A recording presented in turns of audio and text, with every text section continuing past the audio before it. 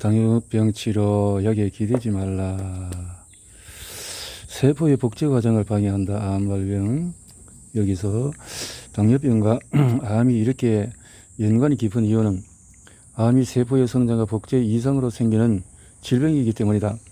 만약에 우리 몸속 세포의 사멸과 재생이 잘 이루어지면 암에 걸릴 이유가 없지만 이 과정이 정상적이지 않기 때문에 세포에 이상이 생겨 종양이 되고 결국 암으로 발전한다. 세포의 정상적인 복제 과정을 방해하는 것이 바로 끈적거리는 혈액이다. 포도당이 많은 혈액은 곳곳에 있는 세포에 영양분을 정상적으로 공급하지 못하고 영양분을 제대로 공급하지 못한 세포는 세포 복제에 이상이 생겨서 결국 암을 만든다. 또 하나 주의할 점은 암 환자의 경우에 항암 치료를 위해서 먹는 약이 다시 혈당을 높이고 이로 인해서 암이 더욱 악화된다는 점이다. 특히 고용량 스테로이드 일부 항암제는 직접적으로 혈당을 높인다.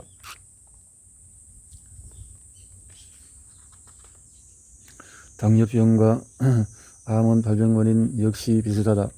대체로 당뇨병은 비만과 흡연, 음주, 불규칙한 식사, 운동 부족 등으로 발병하는데 이러한 생활 습관은 암을 유발하는 원인이기도 하다. 뇌혈관이나 뇌신경을 손상시킨다. 중풍과 치매 발병. 당뇨병은 혈액 속에 포도당이 많아지는 질병이다. 과다한 포도당은 혈액을 탁하게 하고 혈액을 산성으로 만들며 동맥의 혈관벽에 상처를 내고 동맥경화를 일으킨다. 당뇨병이 더욱 악화되면 심장, 신장, 눈, 사지, 말단 등의 장애가 생기고 뇌혈관이나 뇌신경이 손상되기 쉽다.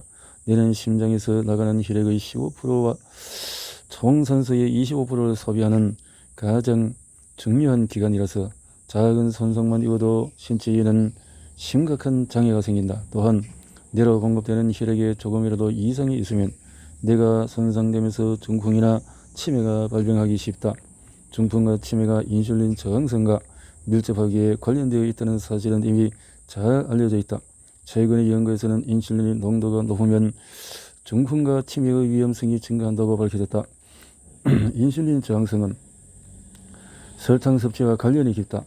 지난 200년 동안 인류의 설탕 섭취량은 8배 증가했고 탄산 음료에 함유된 고가당 옥수수 시럽의 섭취량은 1970년에 1인당 0.28kg에서 1997년에 1인당 27kg 이상으로 20년 동안 1만 배나 증가했다. 설탕이나 고가당 시럽이 인체에 들어오면 혈당이 급격하게 상승하고 그 영향으로 인슐린이 더 많이 분비된다. 단당류, 탄수화물 식품은 짧은 시간에 두뇌에 에너지를 공급하지만 궁극적으로 두뇌의 기능을 떨어뜨린다. 설탕은 혈액 속의 산화 스트레스를 높이고 활성산소는 뇌세포를 손상시킨다. 과도한 인슐린의 분비와 활성산소는 결국 뇌혈관이나 뇌신경 장애를 입혀서 중풍 및 치매의 발병률을 높이는 것이다. 제 역할을 하지 못한다. 소화 기능의 저하. 당뇨병은 설사와도 관련이 있다. 설사라고 하면 수분 함량이 높은 변으로 소화기관과 관련이 있다. 그래서 당뇨병과 연관짓기가 쉽지 않지만 설사를 자주 하는 사람은 당뇨병에 걸릴 가능성이 커지고 반대로 당뇨병이 있는 사람은 설사 혹은 변비 등의 소화기 장애를 앓을 가능성이 크다. 우리 몸의 진액은 혈액으로부터 만들어지므로 큰 의미에서는 혈액의 일종이라고 봐야 한다. 따라서 설사를 하는 것은 결국 몸속의 혈액이 빠져나가는 것과 같아서 설사를 자주 하면 혈액이 부족해지고 혈당이 높아진다. 물론 가끔 하는 설사는 노폐물과 독소를 체외로 배출하는 인체의 자연스러운 과정이지만 잦은 설사는 잦은 출혈과 동일한 결과를 가져와 결국 혈당을 높인다. 게다가 설사를 통해서 체내 수분이 빠져나가기 때문에 탈수 증상을 겪을 수 있다. 당뇨병으로 인해서 혈당이 높아지면 식도에 있는 신경의 기능이 떨어지고 식도와 위를 연결하는 관략근의 조절에도 문제가 생긴다. 따라서 역류성 식도염과 소화장애가 생기고 대장의 운동성이 떨어지면 변비도 생길 수가 있다. 당뇨병은 한마디로 모든 질병과 얽혀있는 포도당 거미줄이라고 해도 과언이 아니다. 포도당 거미줄은 매우 연약할 뿐만 아니라 한 군데만 손상이 돼도 전체가 망가질 수가 있다. 일단 당뇨병으로 인해서 혈액에 문제가 생기면 혈액이 순환하는 인체의 모든 기관에 문제가 생기는 것이다. 당뇨병을 오래 방치하면 언젠가 우리 몸을 순식간에 망칠 수 있는 폭탄이 될 수 있기에 당뇨병을 절대 우습게 봐서는 안 된다. 당뇨병 없이 당뇨병에서 벗어나는 5단계 지침.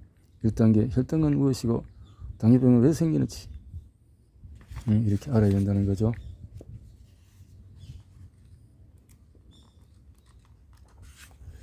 자,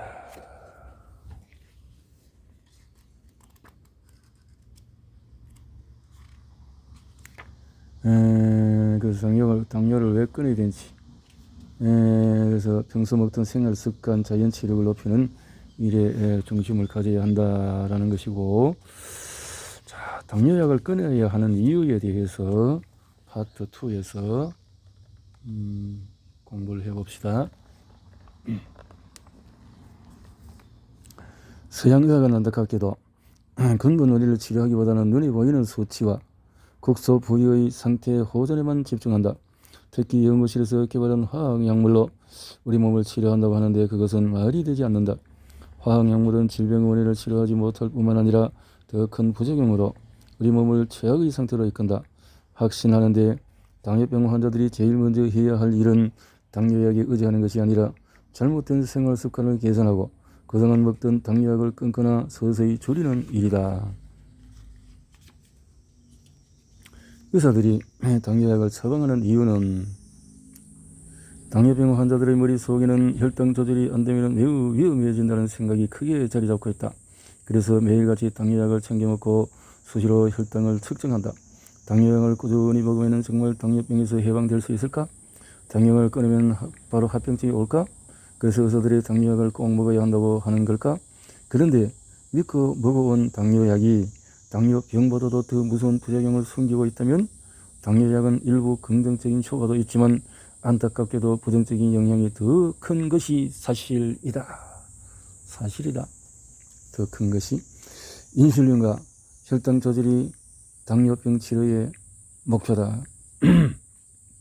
그러니까 당뇨 치료는 인슐린이 자연스럽게 나올 수 있도록 만들고, 그죠? 그중에 혈당 조절이 제대로 될 수 있도록 하는 것이 목표가 되어야 되는데 계속 약을 먹어버리면 췌장 기능은 망가지고 인슐린은 평생 동안 안 되니까 계속해서 약을 먹는데 그것이 부작용으로 나중에는 또 어떤 문제가 생기겠냐 말이죠. 세상의 모든 약에는 부작용이 있다. 특히 양약은 화학적으로 합성한 것으로 본래 자연과 인체에는 존재하지 않는 성분이다. 자연과 인체는 수없이 진화를 거치면서 오늘에 이르렀다. 퇴화할 것은 퇴화하고 발달할 것은 발달해서 최적화된 상태가 지금의 우리 몸이다. 게다가 우리 몸은 스스로 최적의 상태를 유지하며 최고의 효율을 발휘하는 기능이 있다. 따라서 혈당이나 혈압을 자발적으로 올리거나 내리고 심지어 종양마저도 때로는 생겼다가 사라지기도 한다. 그런데 외부에서 화학적으로 만들어진 약으로 이러한 인체 현상을 조절하다 보니 우리 몸이 혼란을 느끼고 결국 면역력에 균열이 생기는 것이다. 어쩌면 이런 의문이 들 수도 있다. 의사들도 당뇨약의 부작용을 모르지 않을 텐데 왜 권할까? 이 의문을 풀기 전에 우리는 전제라는 것을 살펴야 한다.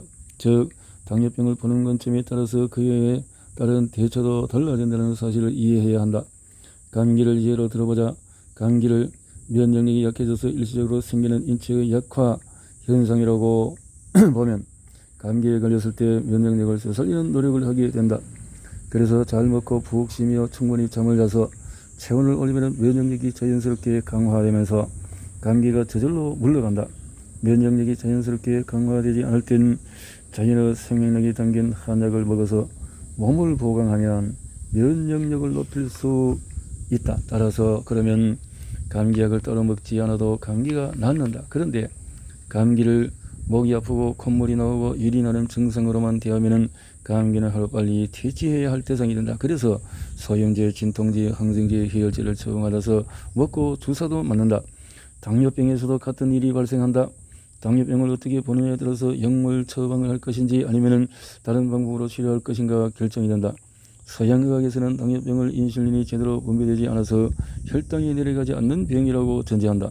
또 다른 관점은 인슐린이 분비되기는 하지만 그 기능이 제대로 작동하지 않는다고 보는 것이다. 인슐린 저항성이라는 말이 생긴 것은 바로 이런 이유에서다. 요약하면 서양의학 의사들은 당뇨병에 대해서 다음에 두 가지를 전제한다. 인슐린이 분비되지 않는다. 인슐린이 분비되어도 제 기능을 하지 못한다. 그래서 당뇨병 환자에게 인슐린을 분비시키거나 분비된 인슐린이 제 기능을 하도록 만드는 당뇨약을 처방한다. 그리고 혈당 조절을 위해서 당뇨약을 먹고 인슐린 주사를 맞는 것을 너무도 당연한 일로 여긴다. 이렇게 하지 않으면 의사로서의 책무를 위배하는 것이라고 생각한다. 통합적이고 근본적인 진단만이 최선책이다. 하지만 한의학에서는 다르게 진단한다. 혈당이 높으면 인체가 필요에 의해서 혈액 내 포도당 농도를 높인다고 해석한다. 건강한 인체는 정상적으로 인슐린을 분비하지만 특정 장기의 기능이 약해졌거나 체온이 떨어졌거나 스트레스가 과도할 때 혈당을 높여 인체를 지키는 현상으로 보는 것이다.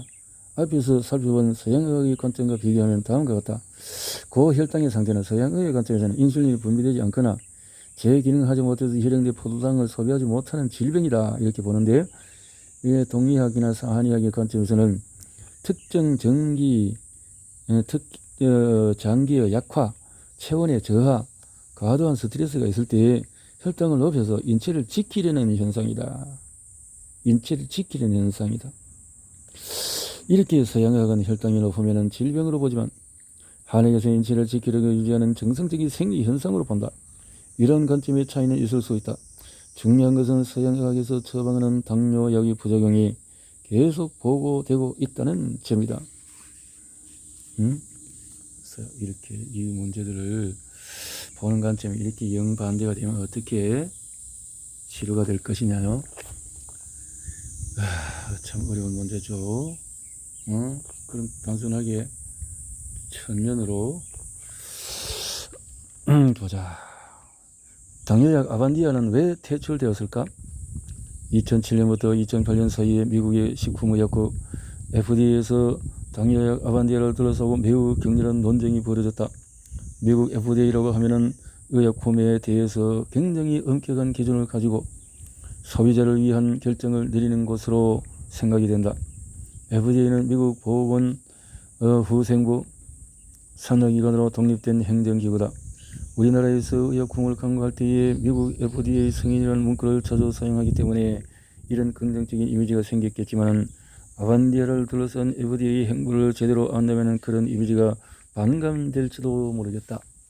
아반디아를 봤으면은 이 생각의 차이가 달리 봐야 할 것이다 하는 거죠. 심각한 부작용에 뒷짐을 진 FDA. 1997년 영국의 제약회사 글락소스미클라인에서 출시된 아반디아는 제약시장에서 등장하자마자 선풍적인 인기를 끌었다. 혈당 조절이 잘 된다는 이유 때문이었다. 임상실험에서 493명의 당뇨 환자들에게 매 하루에 8mg의 아반디아를 복용시키자 혈당이 평균 76mg 대실이 떨어졌으며 26주 동안에 이 약을 복용한 환자들 중에서 40%가 식후 혈당 140mg 이하를 꾸준히 유지했다. 아반디아는 기존의 당뇨약들과는 사뭇 다른 기전을 가지고 있었다. 슬픈 일 유레아계의 약물은 췌장의 베타 세포를 자극해 인슐린 분비를 증가시켰지만 아반디아는 지방조직, 근육조직 및 간에서 인슐린 작용과 관련된 소형체를 직접 자극해 인슐린 저항성을 감소시킴으로써 혈당을 낮추었다. 그러나 그리 오래지 않아 아반디아의 심각한 부작용이 드러나기 시작했다. 심장과 간의 손상을 시키는 것은 물론 생명을 위협하는 치명적인 부작용까지 발견된 것이다. 제조사에서 자체 조사한 결과 아반디아를 복용한 사람 중에서 14명이 간 부전을 보였고 이 중에 12명이 사망했다. 간 부전으로. 간 부전이란 간이 세균에 감염이 되거나 특정 물질에 중독되어서 단백질 합성 및 해독 기능이 떨어지는 상태를 말합니다. 의미한다.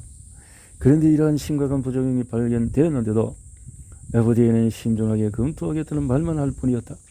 아반디아의 부작용에 대한 논란이 계속 이어지자 FDA는 경고 문구만 강화하고 실질적인 안전조치는 신용만 냈을 뿐 실제로는 아무런 조치를 취하지를 않았다. 반면에 유럽의약청은 2010년의 부작용을 파악한 후에 곧바로 아반디아의 판매 금지 조치를 미뤘다. 그러는 사이에 아반디아를 비롯한 당뇨약의 가격이 급격히 올랐다. 미국 시카고 대학교 갈레 알렉산더 박사가 조사한 바에 따르면 2형 당뇨병 환자에게 처방된 약값은 2001년 67억 달러에서 2007년 125억 달러로 크게 뛰었다. 또한 환자마다 쓰이는 당뇨약의 가지수도 평균 1.14개에서 1.63개로 늘어났으며 한 명당 평균 약값 역시 56달러에서 76달러로 올랐다. 반면에 비교적 가격이 저렴한 당뇨약 처방률은 67%에서 34%로 급격하게 떨어졌다. 결국 당뇨병 환자들은 당뇨약 구입에 높은 비용을 지불하고 더 많은 부작용을 겪는 이중고를 겪어야 했다. 참, 약으로 더 부작용으로 고통이고 결국 여론에 무릎을 꿇은 FDA, 아반디아의 부작용과 이에 대한 FDA의 소극적인 태도를 더 이상 참지 못한 미국 소비자 보호 단체들은 직접적인 행동에 돌입했고 그제야 FDA는 아반디아의 판매 금지 여부를 놓고 투표를 했다. 상식적으로 판단해서 특정 당뇨약을 복용한 환자들의 연쇄적으로 사망에 이른다면 판매가 금지되는 것이 당연하다. 하지만 FDA의 형벌은 달랐다. FDA 외부 자문단 33명이 투표한 결과 20명은 아반디아의 판매에 찬성표를 던졌고 12명은 퇴출에 찬성했으며 1명은 기권을 했다. 이 자문단의 투표 결과는 법적인 구속력은 없지만 FDA는 통상적으로 이 결정을 받아들였다. 이 소식을 가장 크게 반긴 측은 글락소스미스클라인이었다. 그 당시 필라델피아 의원에서만 이미 8천건의 소송이 진행되고 있었기 때문에 만약에 FDA가 부작용이 나는데도 그래요. 뒷짐을 지는 저 모습이 왜냐? 응? 왜? 그 말이죠. 아반디아 퇴출을 결정했다면 그 재판들에도 어느 정도 영향을 미쳤을 것이고 그렇게 되면 글락소스미스클라인은 엄청난 보상금을 물어줘야 할 상황이었다. FDA의 결정이 아반디아 제조사에 숨통을 트여준 셈이었다. 하지만 아반디아 퇴출에 대한 여론이 거세했고 결국 FDA도 무릎을 꿇고 말았다. 그렇게 아반디아는 2011년 11월 이후로 일반 소매 약국에서 자취를 감추었다. 플러스 아반디아 사태로 본 우리나라 식약처의 수동적인 행태는 우리나라 식품의약안전처는 당뇨약 아반디아의 문제로 세상이 떠들썩했을 때 적절히 대처하지 못해서 큰 혼란을 자초했다. FDA가 심장에 대한 아반디아의 위험성을 평가했고 하고 일부 전문가들은 아반디아의 대처를 권고하던 때에 우리나라의 식약처는 FDA의 결정을 수동적으로 쫓아갈 뿐 나서서 대책을 세우지 않았던 것이다. 당시 유럽의약청은 아반디아의 부작용이 치료 효과보다 훨씬 크다며 판매 종지를 명령했는데 우리나라의 식약처는 왜 결정을 따르지 않고 FDA의 조치를 따랐을까? 의약품의 부작용을 자체적으로 평가할 수 있는 전문적인 분석 시스템을 구축하지 못한 것이 한계였다. 식약처는 아반디아를 정증 신부전 환자에게 투여하지 못하게 하거나 처방을 자제할 것을 의사와 약사 등 전문가 단체에만 당부했다. 그 후에 식약처는 FDA가 아반디아의 사용 정지 결정을 내리자 그제야 그 조치를 뒤따랐다. 즉 2010년 6월 24일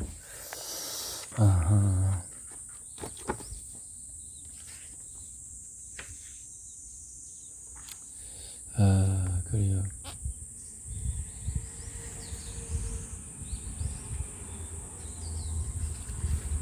아반디아가 이렇게 부작용이 있는데도 불구하고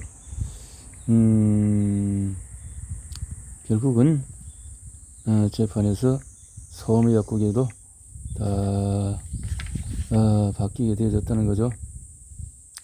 소매약국에서 아반디아는 2011년에 다 바뀌었고 자취를 감추었고